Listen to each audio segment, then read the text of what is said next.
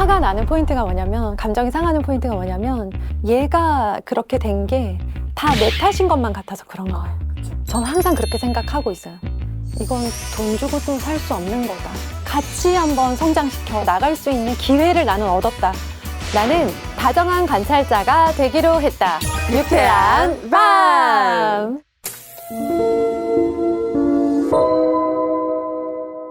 그동안 잘 지내셨죠? 그리고 아이들도 많이 자랐을 것 같습니다. 네, 그동안 고생 많으셨습니다. 앞으로 더 많이 고생하실 거예요. 근데 우리 같이 하는 거니까 어떻게 하면 덜 힘들까 같이 고민하는 시간 됐으면 좋겠습니다.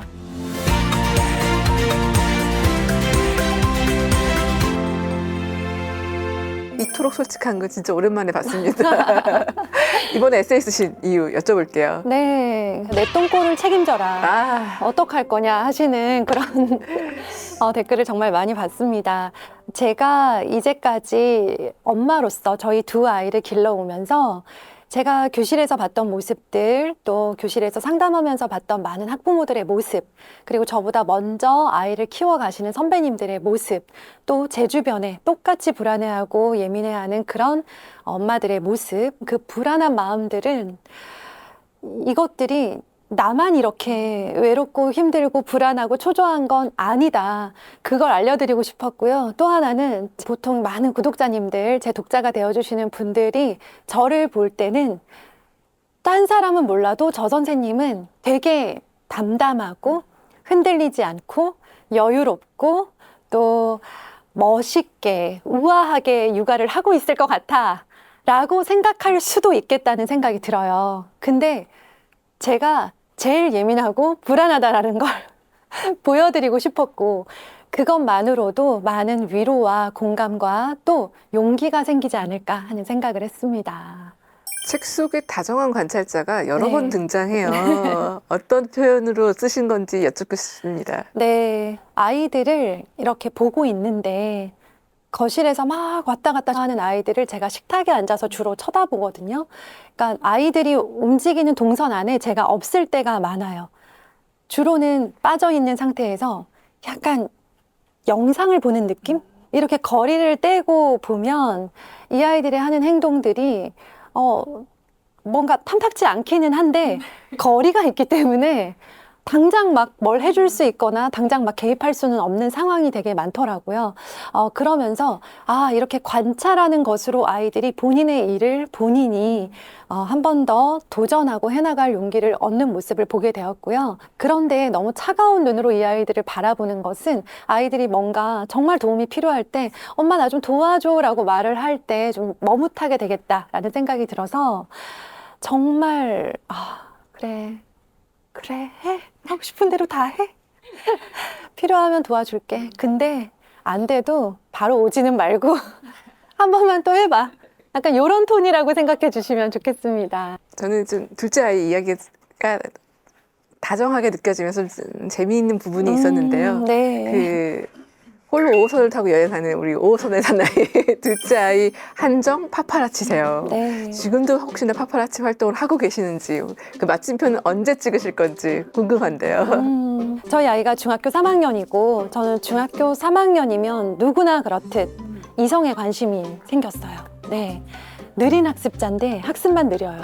사춘기 너무 제때 왔고요. 너무 선택적인 느낌 아닌가요? 예, 아이가 모든 분야에서 느리거나 모든 분야에서 빠르지는 않다라는 것도 저는 좀 많이 느껴요.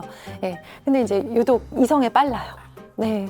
그러다 보니까 이제 우연히 이렇게 알게 된, 연락을 하게 된 친구가 있고 그 친구랑 내일 점심을 먹기로 하고.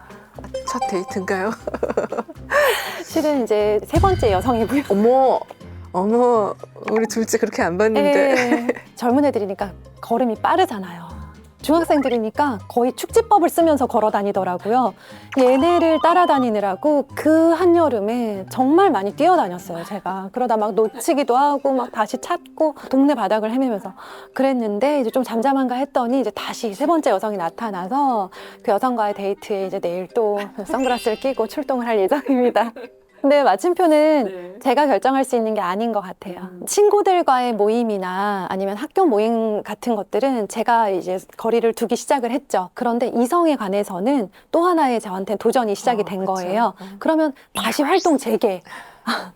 그렇게 하고 또 지금 중학교 3학년이니까 고등학생이 되겠죠. 그럼 이제 고등학생이 되어서 또 한동안은 제가 그런 활동을 하다가 적응이 되고 나면 좀 쉬었다가 또 문제가 생기면 출동했다가 대학생이 되면 또 혹은 직장에 취직하게 된다면 또 이렇게 되겠죠? 스케줄이 늘 좀 바쁘실 것 같기도 하면서. 근데 선생님 모습이 그려져요. 이렇게 번거지 모자 쓰시고 선글라스 네. 쓰시고 운동화 네. 신고 막 이렇게 다니시는 네, 모습들이. 또 젊어 보여요. 첫째 아이는 좀 빠르고 둘째 아이는 좀 느린 아이인데 이렇게 네. 속도가 다른 두 아이를 키우는 엄마로서의 음. 일상은 어떠실지 모르겠습니다. 네, 제 책의 마지막 글이죠. 이혜진과 이지연 읽어보셨죠? 네. 그 챕터를 보면서 많은 분들이 마치 내 얘기 같다. 엄마로서의 다른 나의 모습 혹은 인정받는 어떤 장소에서 관계에서 그 모습과 굉장히 초라한 내 모습 사이에서 저는 그 갭이 굉장히 큰 사람이잖아요. 속도가 빠른 아이를 두고 있으면 모두가 주변에서 부러워해요. 우리는 그 어떤 것보다 빠른 걸 부러워하더라고요. 네. 먼저 말을 떼면 되게 굉장히 부러워하죠. 한글 먼저 떼면 막 세상 제일 부럽고. 민족 특성이야.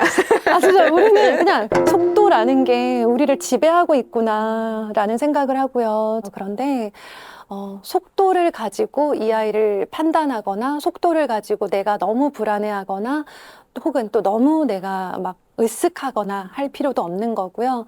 그 아이 각자의 속도가 있는데 그 속도는 내가 결정을 못 하는 거더라고요. 그러니까 아이의 속도가 대략 시속이 어떻게 되는지를 관찰하면서 그 속도에 맞추어서 한 발 뒤에서 따라가 주면 좋겠다. 그래서 이 아이들의 속도가 어떻게 되든 그것 때문에 너무 내가 안달복달 할 필요 없고, 그런다고 시속 1mm도 당겨지지 않더라. 아이들 속도 문제는 늘 부모님들의 관심이죠. 부모들의 기대보다는 못 미칠 때가 좀 있고 그래서 늘 하시는 말씀들이 있습니다. 도대체 언제까지 이러려나 싶은 생각들 네. 많이 하시고 질문도 많이 하실 것 같아요. 맞아요. 그런 질문 받으실 때 뭐라고 얘기해 주시나요? 그 뉘앙스와 눈빛과 그 순간의 한숨, 이것까지도 저는 오프라인 강연을 많이 다니다 보니까 현장에 오신 어머님들의 그게 생생하게 지금도 되게 떠올라요. 강의를 다 들으시고 기다려야 된다는 얘기를 제가 많이 말씀을 드리는데, 그러니까 논리적인 근거, 교육적인 정보와 함께 드리니까 그래 알았어, 그냥 기다릴 건데 끝나면 근데 언제까지요? 네. 그러면 제가 다시 항상 여쭙는 말이 있어요. 되묻는 말이죠. 그럼 안 기다리면 다른 방법이 혹시 있으신가요, 지금? 그러면 없어요. 본인이 제일 잘 알아요. 엄마들은 다 알아요. 기다려야 되는 거 알고 기다리지 않는다고 다른 방법이 없다는 것도 너무 잘 알아요. 그러니까 이게 질문이 아니라 그냥 하소연이에요. 우리가 기다려주는 것이 부모의 역할이다라는 걸 다시 한번 말씀드리는 것 말고는 제가 해줄 수 있는 게 없더라고요. 제가 밑줄 그으면서 좀 봤던 부분 중에 선생님 그 상담하셨던 얘기가 좀 많이 인상 깊었어요. 네. 그 나를 향한 지적이었다면 3 정도에 그쳤을 감정이 내 아이의 문제가 되면 300이 되어버리는 게 엄마다. 그래서 선물 같은 조언을 놓칠 때가 많다라는 글을 써주셨었는데요. 네. 그 학교 선생님의 조언이 좀 불편하더라도 사실은 좀 관찰자로서 도움이 되는 얘기를 해주실 때도 있잖아요. 선생님들의 이런 조언들은 어떻게 좀 들으면 좋을까요? 이건 돈 주고도 살 수 없는 거다. 네. 그러니까 그 정도로 부모 말고 이 아이에 대해서 알고 있으면서 이 아이를 위한 조언을 해줄 수 있는 사람이 세상에 몇 명 없거든요. 그 중에 한 명이고 더구나 교육 분야의 전문가시고 많은 아이들을 늘 만나시는 분이다 보니까 감정적으로는 속이 상하죠. 내가 듣고 싶었던 얘기가 아닐 때 감정이 상하잖아요. 내가 기대하지도 않았고 내가 듣고 싶지도 않고 듣고 나서 기분 되게 안 좋아요. 그런 얘기를 들으면서는 전 항상 그렇게 생각하고 있어요. 이 얘기를 지금 내가 듣는 게 낫지 나중에 우리 아이가 사회에서 발버둥 치면서 네, 상사들이나 막 그 회사나 이렇게 대학 선배들에게 차갑게 듣는 것보다는 지금 내가 듣고 이 부분을 같이 한번 성장시켜, 발전시켜, 교정시켜 나갈 수 있는 기회를 나는 얻었다. 그러니까 마음을 이렇게 생각을 고쳐먹지 않으면 그냥 감정만 상하고 끝나더라고요. 근데 정말 이게 선물 같다라고 하는 게 뭐냐면, 이것들을 사실은 주지 않으셔도 되는 거예요. 선물은 의무가 아니잖아요. 네. 선생님이 나에게 반드시 말씀해 주셔야 되는 의무는 없는데, 보니까 이 엄마, 이 아이를 위해서 정말 잘 되는 방향으로 노력할 것 같다. 그리고 이런 조언을 한 것 때문에 나와 관계가 틀어지지 않을 것 같다라는 확신이 있어야만 그 이야기를 할 수 있거든요. 비로소 정말 내가 너무너무 알고 싶고 궁금해서 내가 내 애를 잘 키우고 싶어서 그렇게도 얻고 싶었던 그 조언들이 술술술술 나오기 시작을 해요. 그때까지는 선생님을 향한 그런 무한한 신뢰와 지지를 보여주셔야 되는 거고요. 그런 걸 받았을 때는 감정이 상하는 포인트가 뭐냐면 얘가 그렇게 된 게 다 내 탓인 것만 같아서 그런 거예요. 제가 책에도 이제 냄새 얘기를 썼죠. 저희 아이가 냄새가 나거든요. 사춘기잖아요. 아유, 이제 청소년기잖아요. 네, 청소년기에도 이제 네. 모두 나진 않더라고요. 그 나는 애가 있고 안 나는 애가 있더라고요. 그러니까 냄새 나는 거 선생님 되게 조심스럽게 말씀해 주셨을 거고 딱 그걸 듣는 순간 나한테 누가 냄새 난다고 한 것처럼 기분이 상하더라고요. 그 순간의 감정은 그랬어요. 왜 애를 저렇게 냄새 나는 채로 집 밖에 내보내셨어요? 하고 아이의 문제인데 나를 비난하는 듯한 그런 감정이 들더라고요. 그래서 너무 이해하는데요. 그 감정 자체는 지금 이 상황을 해결하고 아이가 성장하는 데 도움이 되지 않기 때문에 감정은 좀 삼키자. 삼킬 수 있는 방법은 우리는 또 뭔가 우리만의 해소책이 필요하잖아요. 그렇죠? 그러니까 변우석도 있고 김수현도 있고 그렇죠. 손석구도 있고 현빈도 있고 우리에게는 이제 많은 남성 배우들이 계시고 아이돌 스타들도 있고 그럼요. 달달하고 맛있는 디저트도 있잖아요. 네, 그러니까 그 감정을 선생님께 표현하거나 막 풀어서 다시는 이 선물 같은 조언을 못 듣지 않았으면 좋겠고요. 듣고 쿨하게 오케이 교정해보자. 선생님 감사합니다. 그랬으면 좋겠습니다. 네. 그리고 애는 잡아야 될까 말까요? 그 부분에 대해서 아이들에게 네. 항상 설명을 해주는 게 필요해요. 그러니까 아이들이요 조근조근 설명을 하면 다 이해를 해요. 그 눈높이에 맞추어서 그리고 이게 너를 위한 거라는 걸 전제로 하고 다정하게 설명을 해주면 아이들 대부분이 그것에 설득되고 그걸 하려고 노력을 하는데요. 부모님은 일단 선생님한테 만약에 냄새 난다라는 얘기를 들었다고 할게요. 그러면 감정이 상한 상태죠. 그럼 애를 보자마자 씻으라고 했지! 이제 이렇게 되는 거예요. 그럼 애는 앞뒤 없이 갑자기 엄마에게 폭탄을 이제 두드려 맞고 그런다고 해서 씻지 않거든요. 예, 그런다고 움직이지 않아요. 네. 그래서 아이들을 생각을 좀 마음을 바꿔주셨으면 좋겠습니다. 선생님이 건물 주인이 되어서 1층에 카페를 열고 싶다는 네. 얘기를 하셨어요. 어떻게 또 카페 사장이 되실 결심을 하셨는지도 여쭤볼게요. 정말 꿈 같은 이야기죠. 네. 그런데 그 얘기를 제가 저희 큰아이한테 했어요. 엄마는 건물을 살 거야 라고 했을 때 그 순간 아이가 저한테 했던 그 질문 때문에 저는 이게 저에게 현실적인 꿈이 되었고요. 아이는 저에게 딱 한 가지를 물어봤어요. 서울에? 어떻게 살라고? 막 이런 게 아니었어. 돈 있어? 뭐 대출이야? 일단 뭐야? 엄마의 능력을 인정해 준 거네요. 근데 이 건물에서 제가 정말 하고 싶은 것은 저는 정말 카페를 열고 싶은데 사실 솔직하게 말씀을 드리자면 제가 저희 느린 학습자 아이 때문에 너무 마음고생을 많이 하던 시절에 거의 이제 검색하면서 밤을 지샜던 날이 많았던 것 같아요.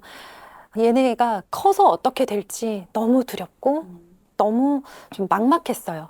이 아이들이 본인 그 자체로 숨기지 않아도 되는 일자리가 필요하겠다는 생각을 했어요. 그러면서도 동시에 이 친구들이 사실은 굉장히 지능이 세분화되어 있고 기능도 다 달라요. 그래서 이 친구들이 할 수 있는 일이 아이마다 정말 다 다르거든요. 근데 사실 일부 시설에서 다 같이 빵 포장을 해요. 네. 그러니까 정말 이거보다 더 많은 일을 할 수 있는 친구들도 그 이상의 일자리를 얻지 못하고 있기 때문에 그래서 저는 좀 섬세한 단계 저는 가까이서 봤잖아. 보고 있잖아요. 그러니까 이걸 할 수 있는 친구는 다른 건 느려도 이걸 잘하는 친구는 네, 그 일을 하면 되고 네, 그랬으면 좋겠고 이분들이 또 저와 같은 마음으로 그곳에 오셔서 이렇게 이렇게 조금 느린 학습자들을 알려주시면서 쿠키는 이렇게 굽는 거야. 커피는 이렇게 해야 되고 설거지는 이렇게 해야 돼라고 막 알려주시면서 서로 따뜻한 공동체 안에 있으면 좋겠다.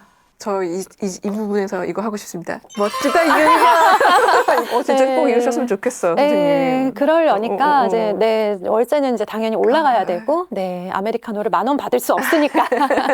그래서 제 건물에서 시작하면 너무 좋겠다. 진짜 너무 좋은 꿈이네요. 정말 많은 분들이 응원해 주실 것 같은 생각이 들어요. 느린 아이를 키우는 부모님들에게 또는 우리 사회에 바라고 싶은 얘기가 있다면 부탁드리겠습니다. 네, 먼저 사회, 네, 너무 안 쳐다보셨으면 좋겠어요. 제발 부탁드려요. 그러니까 저희 아이는 이렇게 외모로 나타나는 장애가 없는 아이인데도 굉장히 외모가 독특해요. 그래서 한국인으로 보이지 않아요. 그러다 보니까 이렇게 엘리베이터를 같이 타면 내릴 때까지 계속 쳐다보시는 분들이 정말 많으시고요. 그러다 보니까 저희 네 식구가 지나가면요. 사람들이 이렇게 하면서 쳐다봐요. 근데 그 생각을 했어요. 우리도 이렇게 시선을 받고 있는데 더한 장애를 가졌고 더 뭔가 이렇게 좀 불편하신 분들은 얼마나 많은 시선 속에서 살아갈까. 그게 되게 좀 마음이 아팠고요. 그래서 너무 궁금하고 뭐지? 하는 생각이 들어도요. 좀 참아주세요. 네.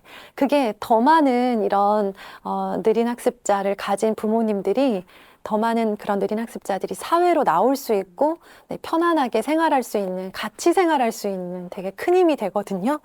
그리고 학교에 부탁드리고 싶은 것은 선생님들께서 너무 고충이 많으신 것은 알고 있으나 이 아이를 배려하고 사랑해 주시는 모습을 반 친구들에게 보여주시는 것 자체가 교육이라는 생각이 들어요. 애들은 안 보는 것 같은데 다 보고 있다. 그렇죠, 맞아. 그래서 정말 이렇게 하나라도 배려해 주려고 노력하시는 선생님들 보면 너무 감동이고요. 제가 그 덕분에 올해 저희 아이가 수학여행을 무사히 잘 마치고 돌아올 수 있었고요. 그게 힘든 것만이 아니라 네, 그 자체가 엄청나게 큰 가치라는 것도 좀 알아주셨으면 좋겠고요. 마지막으로 우리 키우시는 부모님들께는 우리 부모님들 되게 초라하거든요. 이렇게 느린 학습자 장애아의 부모로 살아간다는 게 정말 내가 이런 경우를 겪어본 적이 있었나? 할 정도로 너무 초라한 순간들, 비참한 순간들을 계속 만나요. 계속 만나실 거예요. 그리고, 네. 그러다 보니까 점점 더 위축이 되는 거예요. 그래서 우리 다녀보신 분들은 이해하시겠지만, 이런 아이들은 다 치료실에 다니고 있고, 치료실의 대기실에 가보면요. 정말 다 무채색의 외투에 고개를 숙이고 아무도 서로를 쳐다보거나 말을 섞지 않아요. 굉장히 침울한 분위기, 네, 어두운 분위기에서 우리는 늘 있는 게 되게 익숙해요. 그러다 보니까 나도 모르게 계속 조금 위축되고 어두워지는 게 있어요. 텐션이 점점 내려가고. 일부러 더, 네, 조금 밝은 옷도 입으시고, 네, 운동도 하시고, 내가 활기를 찾을 수 있는 방법들을 찾아서 그렇게 바닥으로 꺼지는 순간들에서 올라오셔야 되는데 이게 나 아니면 해줄 사람이 없더라고요. 그러니까 저도 주변에 그 장애아이를 키우는 부모님이 한 분 계시는데 그분도 늘 이렇게 만나면 저자세 느낌이 좀 네. 들더라고요. 네. 매번 조심스러워 하시는 네. 모습이 보여서 저도 좀 그렇게 안 하셔도 되는데 이런 생각 들 때가 있었는데 그런 뜻으로 맞습니다. 하셨던 얘기인 것 같아요. 네. 그 예민과 불안한 엄마들에 대해서 또 좀 쓰셨어요. 네. 사실은 또 오래 고민하신 부분이 있으실 것 같아서 네. 좀 예민하고 불안해서 좀 힘드신 어머님들에게 한 말씀 부탁드릴게요. 지금 대한민국에서 아이를 키운다는 게 모두가 다 예민하고 불안해요. 원인은 내 탓이 아니에요. 우리를 둘러싼 환경이 달라졌어요. 자녀를 양육하는 환경이 달라졌고 우리는 모두가 다 하는 걸 안 할 수 없어서 뭔가를 계속 하고 있는 거예요. 더 빨리, 더 많이. 굉장히 뛰어나게 잘하고 싶어서는 아니고요. 그건 이제 저처럼 욕심 많은 엄마만 그런 거고, 뒤처지지 않기 위해서 최소한 이 정도는 해줘야 되지 않겠나? 라는 생각을 하죠.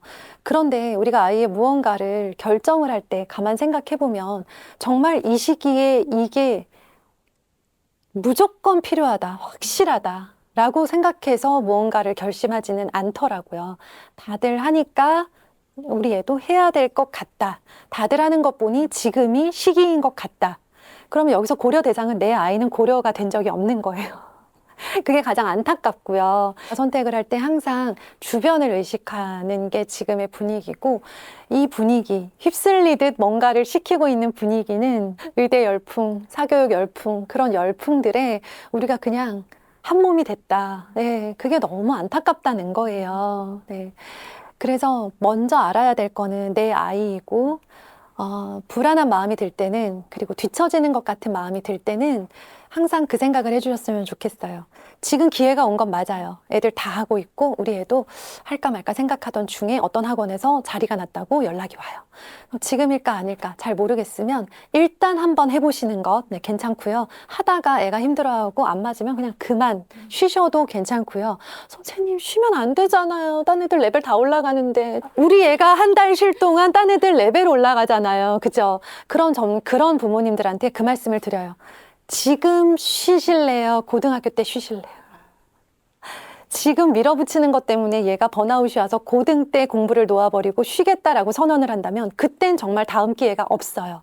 근데 지금은 아직 다음 기회가 오고 있어요. 그러니까 지금 아니면 못 쉰다. 지금 아니면 저 학원에 못 넣는다라는 그런 조급한 불안함은 버리시면서, 다만 관계가 좋은 가정에서는 다음 기회를 잡을 수 있더라고요.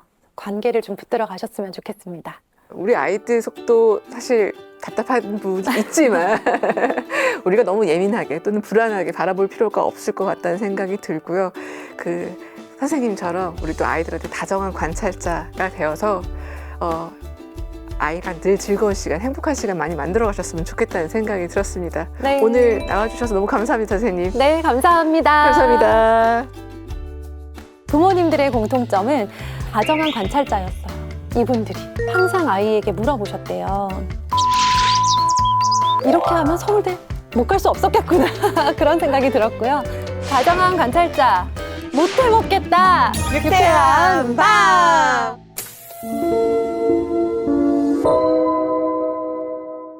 안녕하세요. 반갑습니다. 유쾌한 밤 구독자님들, 다시 만나뵙게 돼서 반갑습니다.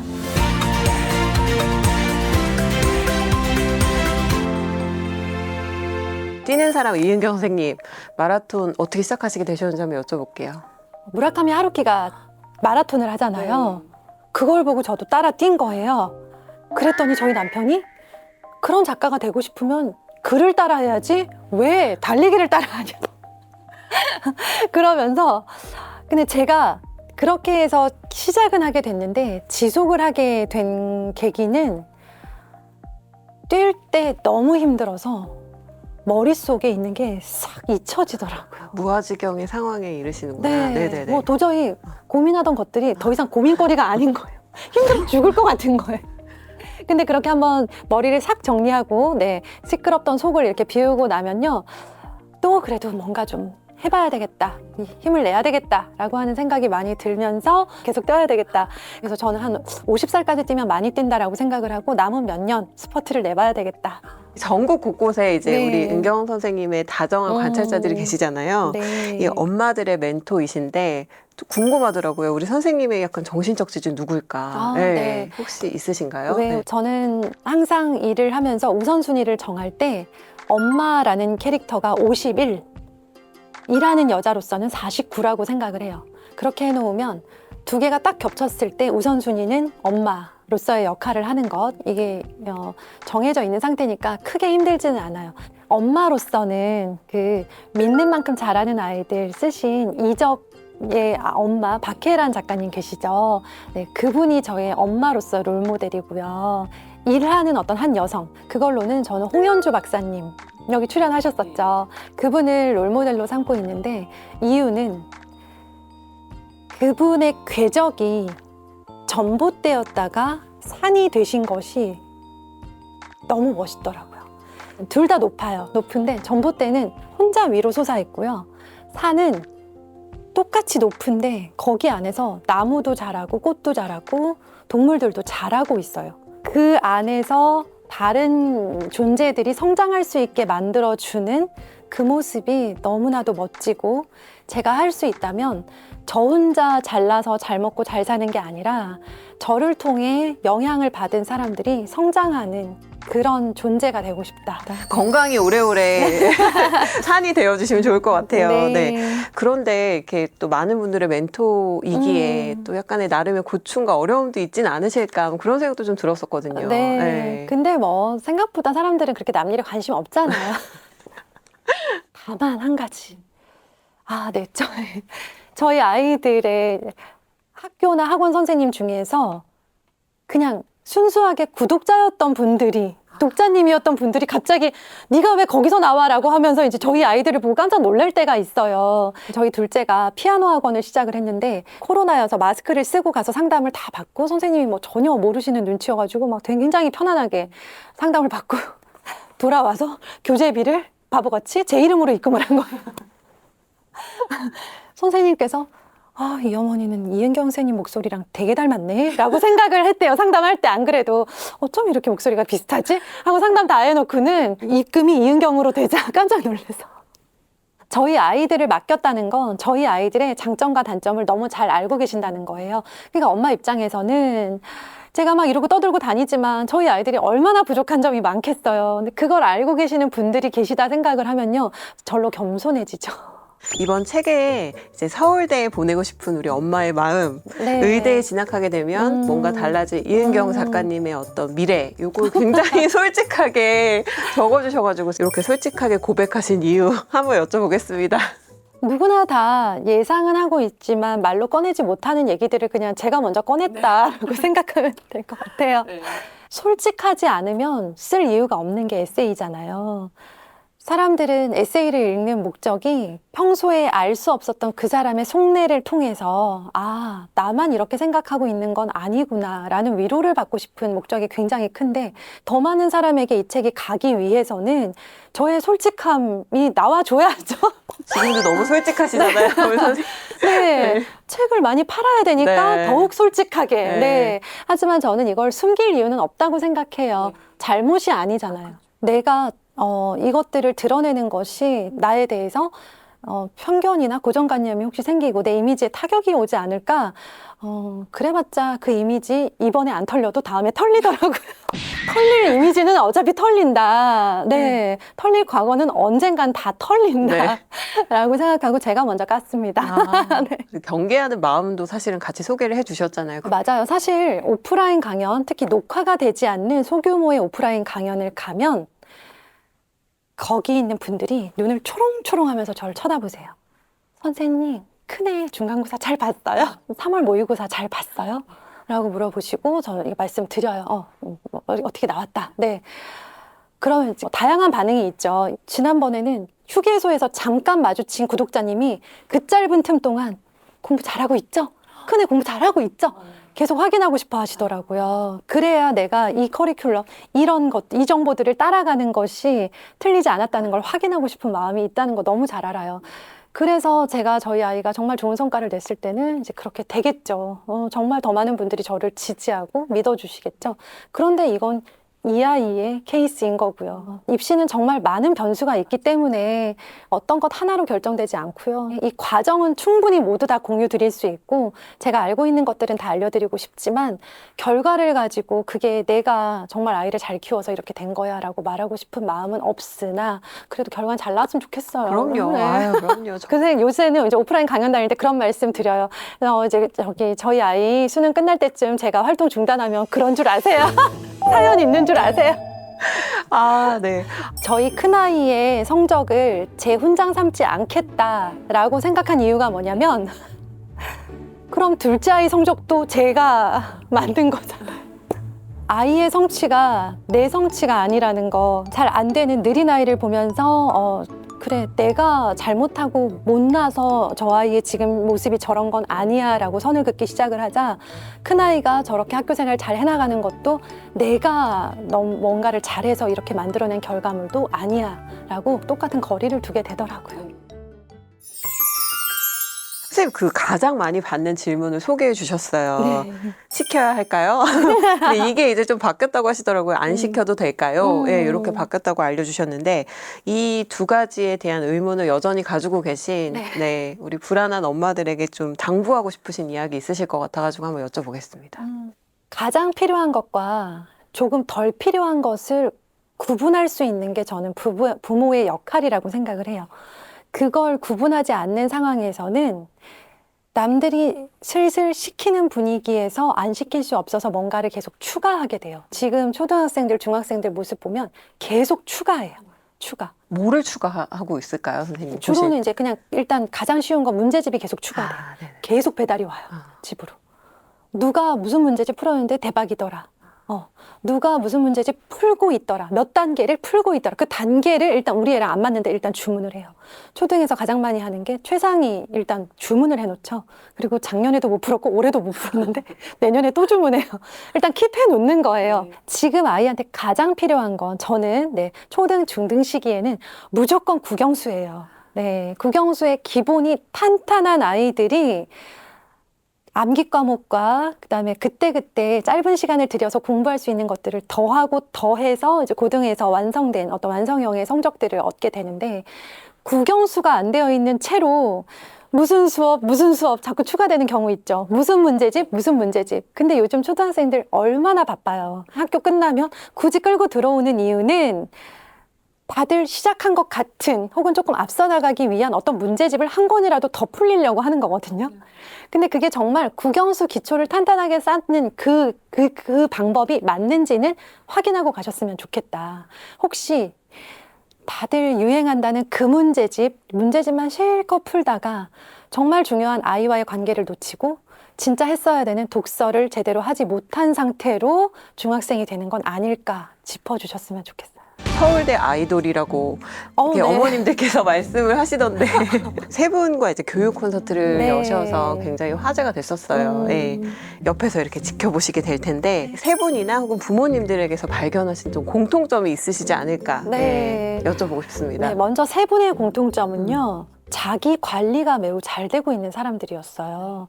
해야 되는 것을 무조건 기한 내에 하도록, 그리고 늦었을 때는 늦는다라는 걸 미리 얘기를 하면서 같이 일하는 사람들, 같이 준비하는 사람들을 굉장히 배려하면서도 본인 업무를 깔끔하게 해내는 것, 그 모습이 굉장히 좋아 보였고요. 그 방식은 성장기 때 형성됐다고 생각해요. 서울대에서의 경험도 있지만 그 전에 고등 3년의 시간 동안 굉장히 치열한 환경에서 서로 노력만으로 성적을 올린 그 경험이 있었다고 생각을 하고요. 거기에다가 또 하나는 시간에 대해서 굉장히 그분들이 철저하시더라고요. 또 하나는 정말 연습의 연습. 그냥 노력파예요. 제가 보기에는 머리가 그렇게 좋은 사람들 같지 않아요. 우리는 대단히 엄청난 머리를 가진 사람들이 서울대에 합격한다고 생각을 하고 내가 머리가 나빠서 서울대에 떨어졌어라고 생각을 하는데요. 그냥 연습벌레들이더라고요. 잠깐 이동을 할 때나 잠깐의 틈만 생겨도 저 잠깐만 연습할게요 하면서 계속 연습이에요. 본인의 부족했던 점을 본인이 계속 떠올리면서 반영해서 또 연습. 그래서 이들은 그냥 공부를 이렇게 했었겠구나. 이렇게 하면 서울대 못 갈 수 없었겠구나. 그런 생각이 들었고요. 부모님들의 공통점은 그냥 다정한 관찰자였어요. 이분들이. 네. 그러니까 아이들이 잘하건 못하건 그 아이들의 결과에 따라서 톤이 달라지는 게 아니라 늘 다정하셨고, 심지어 조승우 대표님이 수학 30점, 고등학교 1학년 때 30점을 맞고 우울증 진단을 받고 집에 처박혔을 때도 그 톤이 같았다는 거죠.